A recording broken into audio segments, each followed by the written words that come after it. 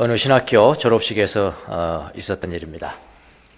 흥분에 들떠있는 장차 이제 목사가 되고 사역자가 되는 이 신학교 졸업생들에게 총장님이 설교를 했답니다. 설교 본문은 누가복음 10장의 말씀이었습니다. 10장에 어떤 말씀이냐면은 예수님께서 말씀하시기 제자들에게 내가 너희를 보냄이 양을 이리 가운데 보냄과 같다.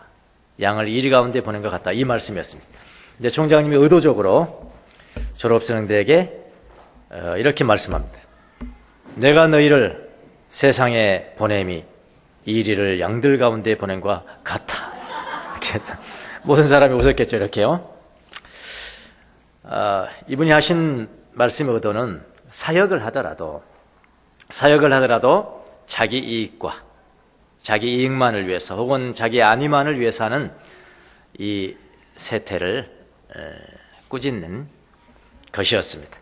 신학적인 지식이 있고 잘 가르치고 리더십도 있고 설교도 잘하고 모든 것이 완벽한데 정작 형제 사랑을 잃어버린 세대를 꾸짖는 것이었겠습니다. 자, 오늘 히브리서는 이제 마지막 장, 13장이 마지막 장입니다. 12장까지 장황하게 우리가 봤는데요. 1장부터 12장까지 주제를 모르시면은 설교 다시 들으시면 돼요. 쭉 들으시면은 뭔가 딱 나오고. 이제 13장, 그러니까 12장까지는 그리스도교, 기독교의 우월성에 대해서 무엇보다 우월하다? 유대교보다 우월하다. 기독교가 유대교보다 우월하다는 것에 대해서 신학적이고 또 뭐 종교적으로 이렇게 권면하는 거잖아요. 그러니 가지 마라. 유대교로 다시 돌아가지 마라. 그냥 남아있으라. 예수님이 더 우월하다. 예수님이 마침표다. 그래서 예수님 떠나지 말라고 이렇게 강조를 해왔어요. 12장까지 그렇게요. 해왔습니다. 이제 마지막으로 이 히브리 저자가 뭐라고 그러냐면은 그런 거 다 알았다 하더라도 여러분의 개개인의 삶이 개개인의 인격과 개개인의 삶이 하나님의 기쁨이 되지 못하면은 그 앞에 알았던 모두가 다 헛것이다. 헛것이다. 그걸 지금 가르치고 있는 것입니다. 그래서 나무와 숲의 비교를 하잖아요. 나무를 보았으면 숲도 봐야 된다.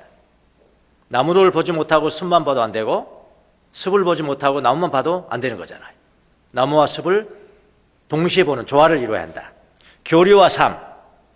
교리도 중요하죠. 닥트린이죠. 교리는 뼈대잖아요. 뼈대. 삶은 뭐죠? 살이죠. 뼈대가 없고 살만 있을 수가 없고 살만 있고 뼈대는 없을 수가 없고 그렇잖아요. 그러니까 교리와 삶의 조화를 이루어야 하는 거죠.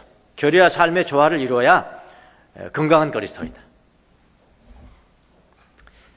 아무리 기독론 그런 닥트린에 정통했다 할지라도 개개인의 삶이 하나님께 기쁨이 되지 못한다면은 그런 교리가 무슨 소용이 있겠나. 뭐 그런 의미죠. 그래서 히브리 13장에 와서 이제 마지막 장에는 뭐냐면 마지막 장 전체가 그리스도인 개개인이 어떤 삶을 살아야 하는지, 어떻게 사는 것이 하나님께 의무를 다하는 것인지를 다루고 있습니다. 전체가요. 그래서 하나 살펴볼게요. 아주 대표적으로 이런 이야기를 합니다. 첫 번째, 개개인의 삶과 또는 하나님에 대한 의무를 다하는 것은 형제사랑이다. 오늘 다룰 겁니다. 형제사랑에 대해서 이야기를 하고 있고요. 그 다음에 거룩한 삶을 살아야 된다. 항상 이야기하잖아요. 신앙생활의 목표가 뭐라고요? 목표. 신앙생활의 목표, 마음의 청결이에요. 그래서 하나님을 보는 거예요. 거룩한 삶. 여기도 그대로 나옵니다. 거룩한 삶. 세 번째 뭐냐면은, 이게 다 하나님께 드리는 기쁨의 제사하는 겁니다. 개개인이 이런 삶을 살지 못하면은, 닥트린 그거 많이 알아서 무슨 소용이냐. 설교 그거 잘해서 무슨 소용이냐. 교리 그거 잘 가르쳐서 무슨 소용이냐. 교회가 몇만 명, 10만 명 모이는데 뭔 소용이냐. 뭐 그런 이야기. 세 번째는 경제적인 것에 대해서 이야기해요. 우리 현대인들이 가장 빠지기 쉬운 거. 또 오해하기 쉬운 거. 우리는 지금까지 하나님이 우리를 도와주셔서 많이 부자가 되고 더 뭐 커지고 경제적인 부강하고 그거를 그렇게 배웠잖아요. 근데 히브리서는 뭐냐면 만족해라. 예, 만족해라. 가지고 있는 것을 만족해라. 반대로요. 그렇게 이야기하거든요. 탐욕을 버려라. 가지고 있는 것을 만족해라. 가만히 보니까 나는 가지고 있는 것도 없더라고요. 그럼 이거 어떻게 해야 됩니까?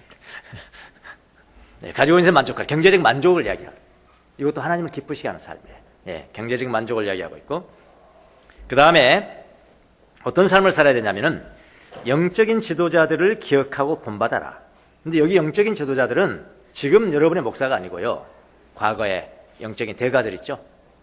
많은 전통이 있거든요. 영적인 제가들. 이거 하나님 다 세운 사람들이거든요. 우리 그거 잘 못합니다. 약해요. 개신교인들 특히 약합니다. 개신교인들 가장 강점이 뭡니까? 우리 담임 목사님, 하나님 같은 우리 담임 목사님, 이건 강합니다. 그 조금 넘어가면 못해요.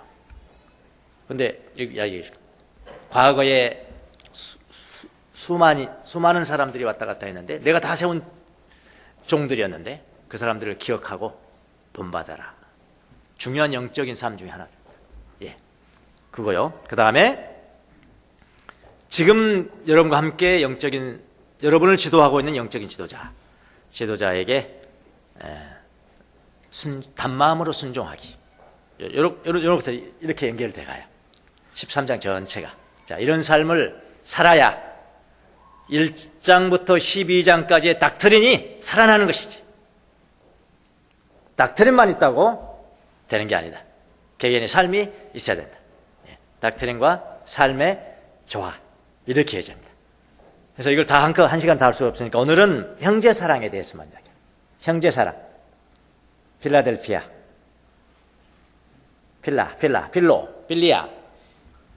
빌리아는 사랑, 아델포스, 형제 간의 사랑. 그래 필라델피아, 필라델피아를 잘하라. 거기에 대해서 아마 살펴볼 겁니다. 요 첫 절에 형제사랑, 서로 사랑이라고 그러는데 원래는 형제사랑하기를 계속하십시오. 그럼 계속하라는 것은 중간에 끊어졌다는 이야기죠. 맞습니까? 처음에는 잘 됐는데 중간에 끊어졌어. 그거 계속해라. 그런 이야기죠. 아마 히브리서를 받아들은, 이 성경을 받아들은 믿는 유대인들이 처음에는 형제사랑을 잘했던 것 같아요. 형제사랑을 실천했던 것 같은데, 그런데 교회 안에서 어떤 일이 생겼냐면은 유대교의 우월성이냐, 기독교의 우월성이냐, 이거 가지고 이제 조금 다투는 겁니다. 유대교냐, 그리스도교냐, 논쟁을 하면서 처음에는 논쟁이 굉장히 중요한 것 같았는데, 정작 잃어버린 게 있었는데, 그게 뭘 잃어버렸을까요? 형제사랑을 잃어버린 거예요. 예. 좋은 의도로 논쟁을 하고 있었는데, 다투고 있었는데, 나중에 보니까 잃어버린 게 하나가 있었는데, 그게 뭐냐면 형제사랑, 필라델피아를 잃어버렸다. 오늘도 마찬가지입니다, 여러분. 교회 안에 갈등들이 있잖아요. 교회 안에 갈등들 참 수많은 원인으로 인해서 갈등이 생깁니다. 아주 사소한 것부터요. 진짜 사소한 것부터 또는 아주 중요할 수 있어요. 다 여러 가지 모양으로 갈등이 시작됩니다. 처음에는 서로가 의를 위해서 서로를 높입니다. 처음에는 어떻게 분열이 되냐면은 의로운 사람들과 의로운 사람을 지지하는 사람들, 그 다음에 불의한 사람들이 분별하지 못하고 불의한 사람들 편에 서는 사람들. 처음에는 굉장히 그럴듯하게 보여요. 이렇게 그럴듯하게 보이는데요. 시간이 흐릅니다. 세월이 흐릅니다. 그럼 어떻게 되냐면 의는 사라지고 의로움은 사라지고 서로 미워하고 헐뜯는 사람들만 남습니다. 결국 없어지는 건 뭘까요? 형제 사랑은 식어져 갑니다. 주님이 기뻐하시는 모습이 아니죠. 마귀가 그렇게 하는 것입니다. 우리나라도 지금 마찬가지예요. 보수파, 진보파 다 필요하다고 하지. 다 필요한 거잖아요, 사실은요. 다 필요한 건데 처음에 그렇게 생각해도 나중에 막 이렇게 하다 보면요, 진짜 그런 것은 없어져 버리고, 그런 거 없어지고 너는 내 편이 아니냐, 원수 막 이렇게 치고받고. 근데 우리나라 국민들이 굉장히 이제 의식이 성숙해서 끝나고 이제 대통령 선거 뭐 하고 할 텐데 잠깐 동안 논쟁이 되겠지만은 난 잘 될 거라고 100% 확신합니다. 예. 옛날하고 달라졌어요, 이제는요. 예. 어쨌든 사소한 것으로 의를 위해서 시작했는데 시간이 흐르면서 의는 사라지고 의도 사라지고 형제 사랑도 사라져버리는 그런 우를 본받는다는 말이죠. 이 공동체 안에서요. 그래서 히브리 기자는 형제 사랑을 계속하십시오 라는 이 단어를 썼는데, 계속하라는 단어를 썼는데요. 계속하라는 단어는 뭐냐면은 메네오의 3인칭 명령이에요. 3인칭 명령, 메네토. 그러니까 메는 뭐냐면은 머무르게 하라라는 거거든요. 머무르게 하는 3인칭 명령어니까 뭐냐면은 형제 사랑을 머무르게 해라, 이런 이야기죠. 형제 사랑을 머무르게 해라.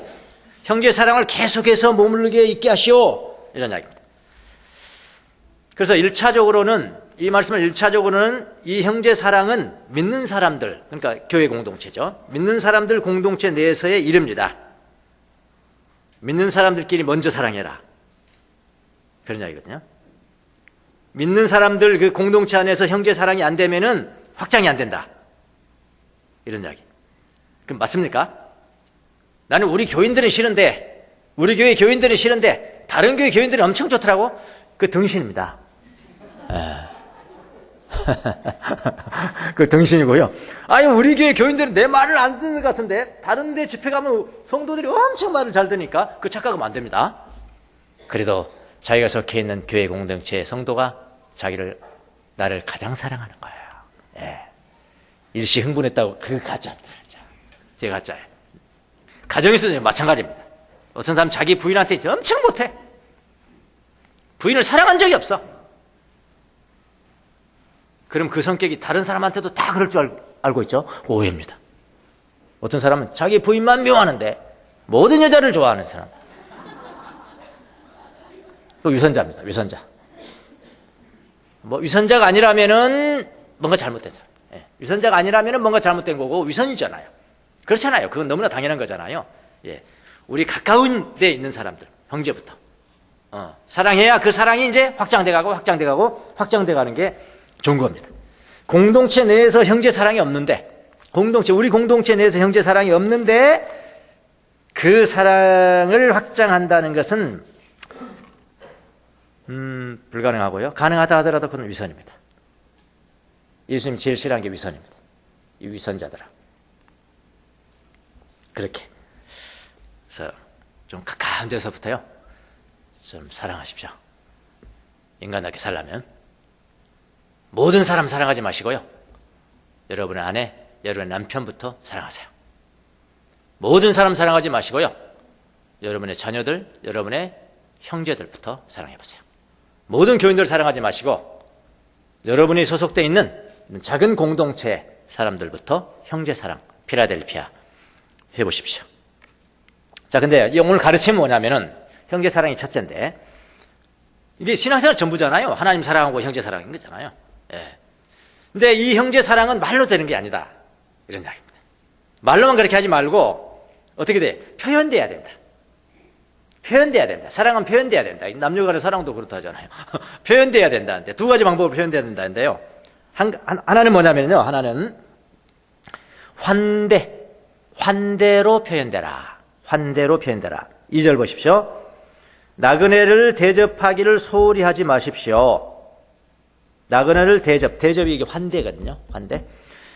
나그네를 대접하기를 소홀히 하지 마십시오. 어떤 이들은 나그네를 대접하다가 자기도 모르는 사이에 천사들을 대접하였습니다. 이게 이제 표준 세번역. 제가 가진 개역 성경은 여기는 손님 대접하기를 잊지 말라.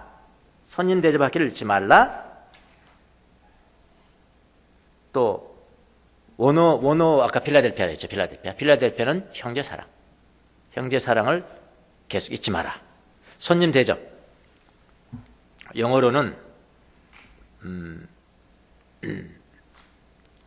hospitality. 병원이 뭐죠? 병원? 호스피탈. 예, 같은 어입니다. 병원은 치유하는 거잖아. 아주 찡그리고 있는 사람을 치유해서 웃게 만드는 거예요. 그러니까 이 병원과 이 환대는 같은 어원이란 말. 그러니까 환대라는 게 뭐예요? 기분 좋게 만들어주는 거예요. 풀어주는 거예요. 치유해주는 거예요. 이 환대라는 게요. 필록세니아. 그러니까 이웃을 환대하기 또는 손님을, 영어 다른 표현은 엔터테인먼트 회사, JYP 엔터테인, 그 사람 막 춤추고 노래 부르고 해서 사람들 기분 좋게 해준다 이거야.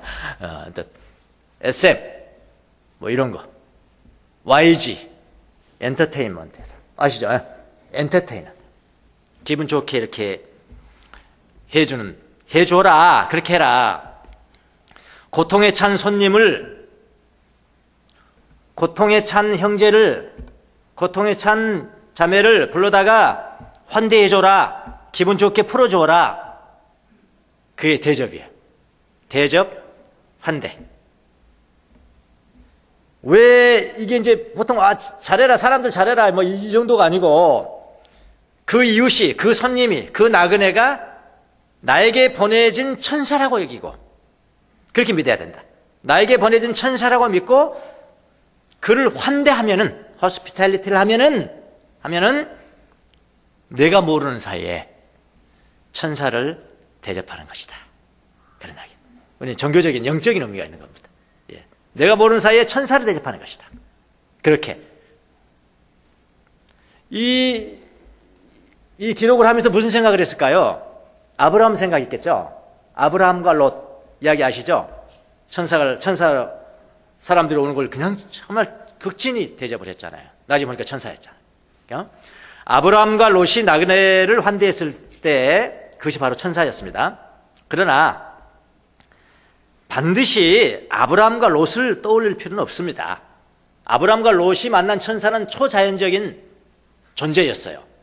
초자연적인 존재였습니다. 영적인 존재였습니다. 눈에 보이기를 그냥 사람으로 보였지. 초자연적인 천사가 아니더라도 천사라는 게 뭡니까? 천사는 메신저잖아요. 하나님이 보내신 메신저를 천사라고 그러는 거거든요.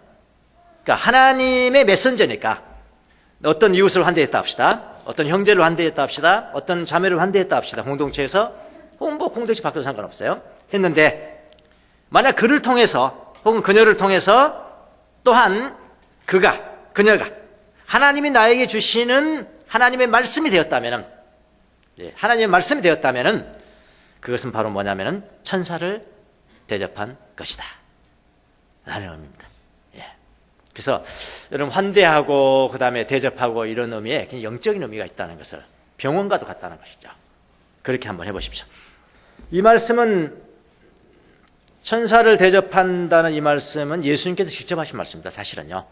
히브리서에도 나와 있지만은 예수님께서 마태복음 25장 31절, 예수님이 종말에 오른쪽에 있는 양, 왼쪽에 있는 염소하고 이야기하잖아요. 그때 이런 이야기 합니다. 오른쪽에 있는 의인들에게 너희들은 하늘의 축복을 받아라. 너희들은 내가 줄일 때 나에게 먹을 것을 줬고, 내가 목마를 때 물을 줬고, 헐벗었을 때 옷을 줬고, 병들었을 때 찾아와 줬고, 내가 감옥에 갇혔을 때 나를 방문했다. 그러니까 그 사람들이 깜짝 놀란 거예요. 아니 주님이 언제 줄였으며, 언제 목말았으며, 언제 헐벗었으며, 언제 병들었으며, 언제 갇혔습니까? 그랬더니 주님이 하신 말씀이, 여기 있는 내 형제 자매 가운데 지극히 작은 하나에게 한 것이 곧 내게 대해서 한 것이다. 그렇게 말씀하셨잖아요. 환대입니다. 천사 대접하는 겁니다. 천사. 그게 영적인 문제죠. 이게. 그래서 형제 사랑이라는 것은 이렇게 표현돼야 돼. 내가 형제를 사랑한다 할 때는 환대로 표현돼. 환대. 형제 사랑의 표현이 가장 잘된 표현은 뭐냐면은, 그 방법이 뭐냐면은 환대랍니다. 환대. 근데 우리나라 문화는 뭐냐면은 접대 문화입니다. 접대 문화. 요즘은 이제 김영란법이 시행이 돼서 이제 접대가 많이 없어졌습니다. 많이 없어. 우리 동기들, 공무원들이 같이 모이면요, 우리 공무원 아닌 사람들은 그냥 야야, 네, 그냥 우리 간대 이런데, 거기서 공무원이 하나 딱 들어왔잖아. 자기 것만 내고 와. 그런 이상한 풍도가 그려지고 있습니다, 지금. 우리는 접대 문화, 접대. 근데 접대는 환대하고 좀 다릅니다. 접대는 뭐냐면은 어떤 이익을 바라고, 이익을 바라고, 혹은 내가 이렇게 해줬으니까 너도 나한테 해줘. 너도 나한테 해줘. 이런 동기. 이런 동기에서 다른 사람을 환대해 주는 것을 그거는 접대라고 합니다. 접대. 예, 접대. 근데 그런 거 그런 이익 바라지 않고 그냥 내가 하나님을 기쁘시게 하는 일이니까 너는 내가 접대한 만큼 나한테 안 해줘도 돼. 아무런 어떤 이익을 바라지 않고 하는 것은 접대의 반대가 뭐죠? 대접. 접대, 대접 달라요. 접대는 이익을 바라고 하는 것이고 대접은 이익 바라지 않고 내가 너를 사랑하는 거야. 형제 사랑을 이렇게 표현하는 거야. 너가 나에게 보내준 하나님의 천사야. 주님이 보내신 천사야. 그래서 내가 이렇게 환대하는 거야. 하나님 기뻐하시는 제사라는 거죠. 이 형제 사랑을 환대로 표현하는 거, 그런 것입니다. 정반대입니다. 접대와 대접은요, 서로 청해서 환대하는 여러분이 되십시오. 2017년도인데요. 그렇게 한번 해보세요. 그리고 좀 너무 가까운 사람만 좀 하지 마시고요. 너무 가까운 사람만 하면 똑같이 해요. 똑같이 하고요. 또 어떤 사람들은요, 누구한테 이렇게 대접을 받은 것을 굉장히 부담스러워해요. 부담스러워하고 한 번 받았으면 나도 한 번 해야 된다라고 생각하는 사람들이 있는데 그렇게 생각할 필요는 없습니다. 예. 여기 제 안에는 꼭 그런 스타일입니다. 아주 부담감 가져요. 누가 나도 저렇게 해야 돼.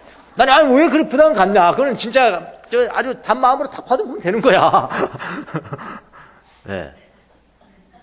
그렇게 금년도에는 좀 너무 가까운 사람 말고 또 하여튼 내가 이렇게 해줬으니까 너도 이렇게 해줘. 그거 기대하지 말고. 그거 기대하지 말고 또 어떤 내가 무슨 일기도 하죠. 그거 기대하지 말고 그냥 아무 조건 없이 초빙하고 청빙해서 이렇게 환대. 당신은 하나님 내게 보내준 천사입니다. 내가 당신을 천사를 대하듯이 이렇게 환대하는 것입니다. 그렇게 꼭 한번 해보세요. 이게 이제 형제 사랑의 표현 방법이라고 그렇게 이야기했습니다. 이게 1차적인 청자들은 이제 공동체 내 사람들이지만은 반드시 교회 안에 있는 형제 자매들만이 아닙니다. 그 당시에는 예수 믿는 것 때문에 핍박을 당하잖아요. 집에 쫓겨나고 배회하고 그래서 나그네들이 많았다고 합니다. 그 나그네들을 이렇게 대접하는 표현을 이렇게 사용이 되는데요. 교회 밖에 있는 사람들에 대한 것도 똑같습니다. 그러니까 공동체 내에서 그렇게 훈련됐다면은 다른 사람도 그렇게 할 수 있죠. 진짜 나그네들, 누구든지 해서 이렇게 하는 것. 그걸 바로 형제 사랑하기, 필라델피아를 가장 잘 표현하는 환대입니다. 호스피탈리티. 천사를 대접하는 것. 이건 다른 사람한테 잘한다는 그런 캐릭터가 아니고요. 캐릭터 정도가 아니고 영적인 훈련입니다. 영적인 일이다. 라고 그렇게요. 꼭 한번 해보십시오. 그러니까 환대를 이렇게 하면은 돈이 많이 들어간다고 생각하지만 그렇게 많이 들어가지는 않습니다. 비싼 거 먹으려고 하니까 그렇죠. 커피 한 잔이라도. 커피 한 잔. 요즘 스파게티 쌉니다. 스파게티 너무 비싸면요. 저희 동네 오세요. 아주 싼 거 가르쳐 드릴게요. 6,000원? 예, 6,000원. 6,000원입니다. 맛있습니다. 그런 데서 이렇게 환대하고 커피 한 잔. 그러니까 이게 마음이지, 환대가 마음이고 믿음이고 영적인 상태지 마음의 평안함이고요. 그래서 치유가 전달되고 그 사람도 기분 좋아하고 해방이 되고 이렇게 하는 것이지 돈의 문제는 아닌 것 같더라고요. 그러면 금년도 그렇게 한번 실천 한번 해보십시오. 형제 사랑. 자, 두 번째 표현 방법. 첫 번째는 뭐라고 그랬죠? 환대라고 했죠. 환대. 두 번째 표현 방법은 뭐냐면은 긍휼로 해야 됩니다. 긍휼로 표현하라. 3절 한번 보십시오. 3절. 감옥에 갇혀 있는 사람들을 생각하되, 감옥에 갇혀 있는 사람들을 생각하되 함께 갇혀 있는 심정으로 그렇게 해라. 그러라고 했죠? 함께 갇혀 있는 심정으로 생각하십시오. 여러분도 몸이 있는 사람이니 학대받는 사람들을 생각해 주십시오. 생각하되 그랬는데 원어는 기억하라. 감옥에 갇혀 있는 사람들을 기억하되. 함께 갇혀 있는 심정으로 나도 같이 가 있는 거야. 거기에 가 있는 거예요. 그런 심정으로 함께 느껴라. 함께 느끼다. 심퍼시. 심퍼시가 뭐죠? 긍휼. 예, 그 긍휼. 함께 느끼는 것이니까요. compassion. common. 함께. passion은 고통당하는. 함께 느끼. 이 긍휼입니다. 긍휼. 긍휼을 가져. 긍휼로 표현돼야 된다. 그러니까 환대하더라도 목사님 설교에서 그냥 환대 대접하라고 그래서 그냥 먹어봐. 이게 아닙니다.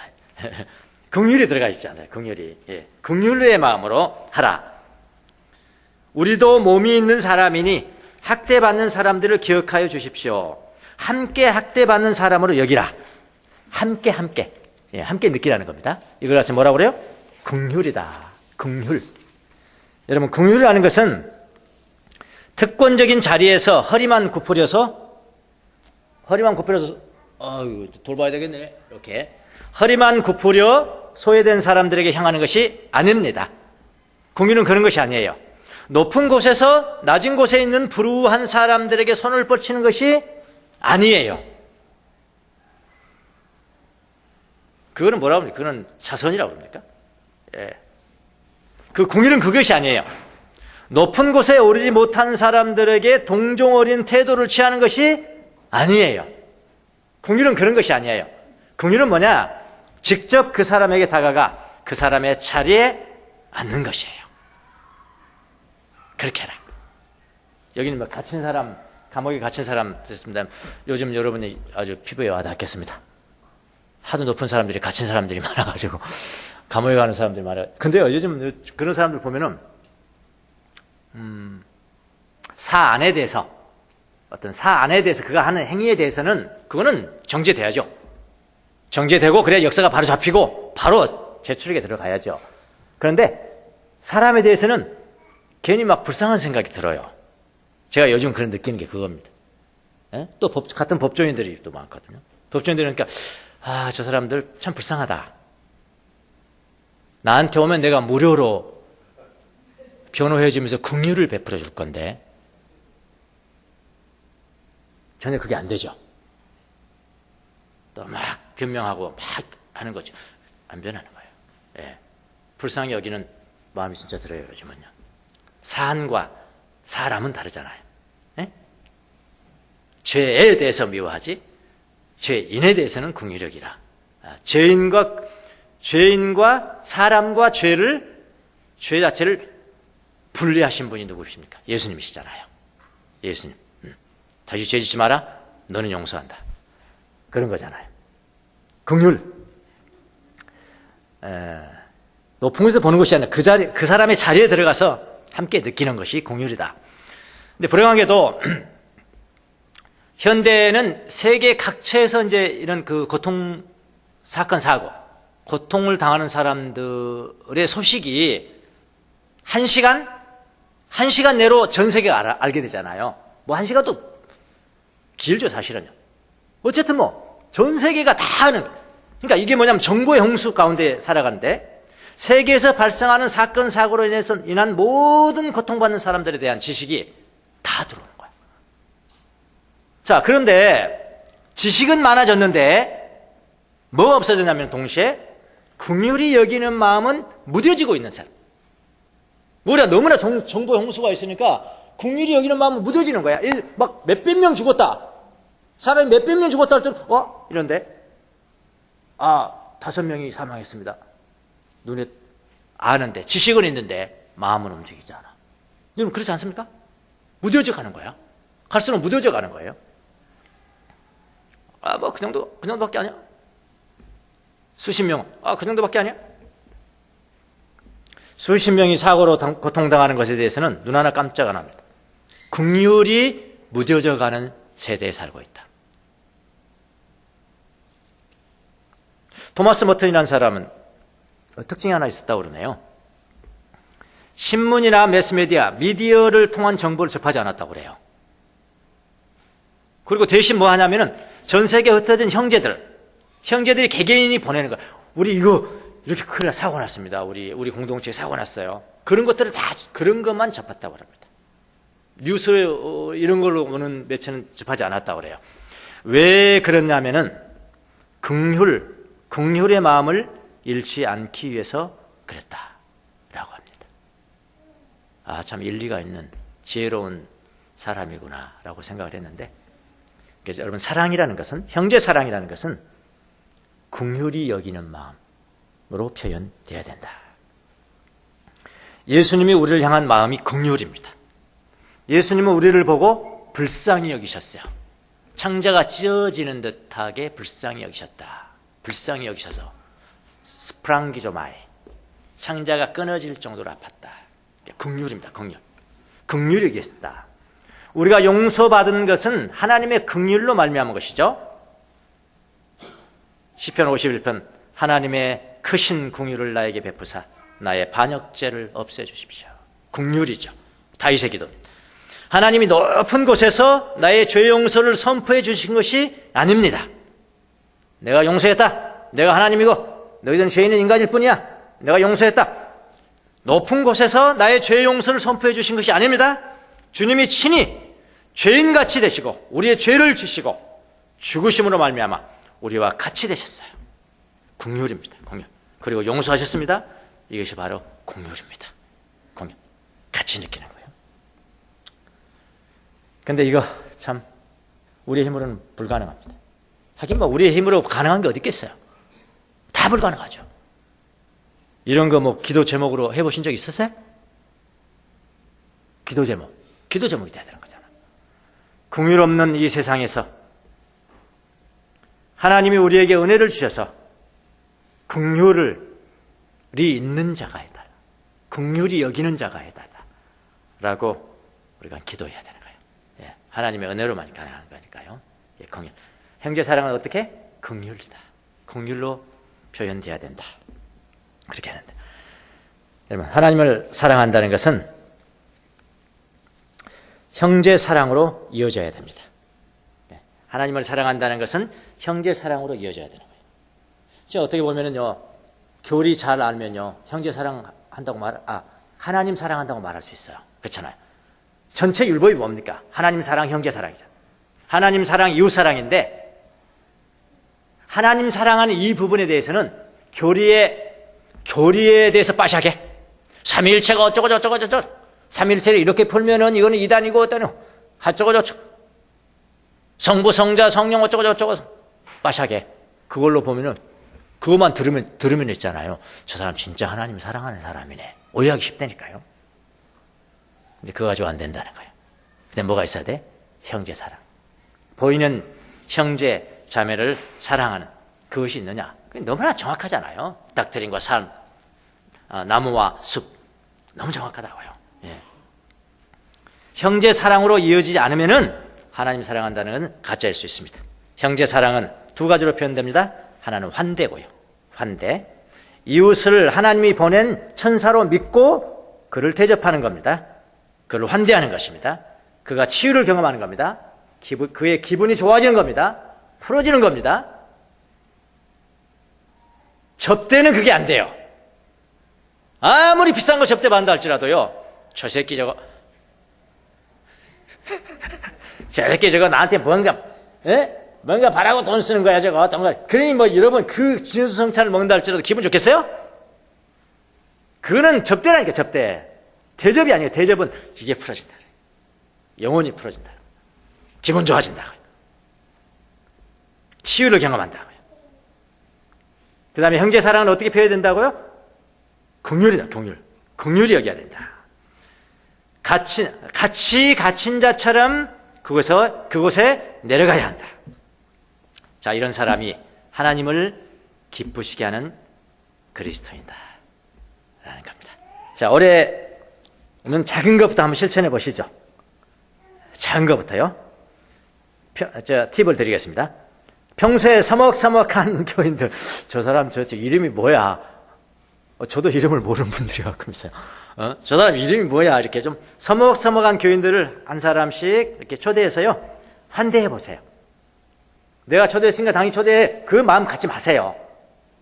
네. 한번 갖지 마세요. 해보세요. 해보시라고. 그러면 하나님이 거기에 계셔서 여러분에게 경험해 그걸 아셔야 되잖아요. 그렇게. 그렇다고 저를 꼭 초대하라는 이야기는 아니니까요. 너무 긴장하지 마시고. 형제 가운데 정말 서먹서먹하고 참 최근에 우리 교회 온 지 얼마 되지 않고 그런 분들을 위해서 초대해서 환대해 보세요. 천사로 여기고 환대해 보세요. 이게 하나님의 가르침이니까요. 인간의 가르침이 아니잖아요. 성경이 하나님의 가르침이잖아요. 환대를 한번 해보세요. 그리고 학대받는 자들, 감옥에 갇힌 자들, 영적으로 갇혀있는 자들, 영적으로 갇힌 것도 갇힌 거거든요. 영적으로 갇혀있는 자들 기억해 주세요. 긍휼히 여기는 마음을 가져보십시오. 그래서 요즘 감옥에 가는 사람들이 많은데 기억해 주자고요. 기억해 줘. 긍휼히. 여러분이 직접 가지는 못하지만은 그렇게 불쌍히 여겨주는. 고위층들 줄줄이 감옥 가는데 그들을 좀 불쌍히 여겨주는, 이게 이제 그리스도인. 불쌍히 여겨주는 마음을 가져보십시오. 그 안에서 자기 자신을 깊이 성찰하고 뭐가 잘못되었는지를 깊이 성찰하는 계기가 되도록 하나님 도와주세요. 그렇게. 아니면은 주명수 목사님 저기 보내주셔서 말씀하게 해주세요. 그렇게. 옛날에 전두환 대통령 들어가 있는데 권사님 나를 찾아왔더라고요. 권사님. 기도원에 가서 기도하는데 뭐라고 하냐면 주명수 목사님이 생각이 났대요. 그걸 날 찾아봤더라고요. 어떻게 찾아봤냐. 주명수 목사님이 전두환 대통령한테 가서 복음을 전해야 합니다. 그걸 하나님 말씀하셨습니까? 말씀하셨더라고요. 나한테는 말씀 안 하셨는데요. 그러니까 여러분한테만 말씀해 주면 안 되고요. 저한테 말씀하셔야 제가 가는 거예요. 하나님 저한테 말씀하셔요. 그렇게 해서 그들에 가서 이렇게 환대 좀 해주시도록 해달라고. 아직 금년도에는 형제사랑, 필라델피아 형제사랑 환대하라, 긍휼을 가지라. 이걸 꼭 인간의 가르침으로 말고 하나님의 가르침으로 믿고 실천하면 여러분이 천사를 대접하는 것이니까 여러분의 영적인 삶에도 변화가 있을 줄로 믿습니다. 기도하겠습니다. 하나님 감사합니다.